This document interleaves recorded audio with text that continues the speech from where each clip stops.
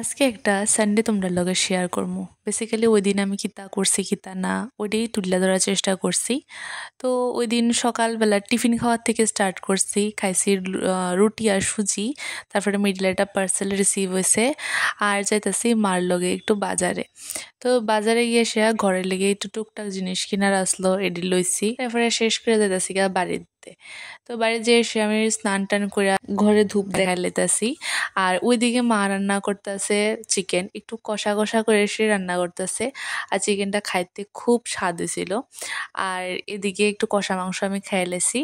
এরপরে আমি বানাবো লেবুর শরবত। তো এই লেবুটা নিয়ে সেরা, মানে আমি প্রায় সময় এরকম ভাবে খাই, জল জিরা দিয়ে অ্যাড করে সেরা লেবু শরবতটা খাই। আর গ্লাসটার মধ্যে একটু গুঁড়া লঙ্কা আর একটু লবণ লাগাই লই, মানে খাইতে না এমনি খুব স্বাদ লাগে। তোমরা এমনি এমনি কেডা কেডা খাও আমারে জানাইবা কমেন্ট করে। আর এমনিতে মানে এদিক মা বানায় না, আমি বানাইলে খাওয়া হয় আর কি। মানে আমি এটা করি, মানে আলিশা লাগে আর কি আমার একলা একলা খাইতে। তো এটা আমি বানাইলে এটা খাওয়া হয়, আর আমি এমনি তো প্রচুর লেবু খেতে ভালো লাগে।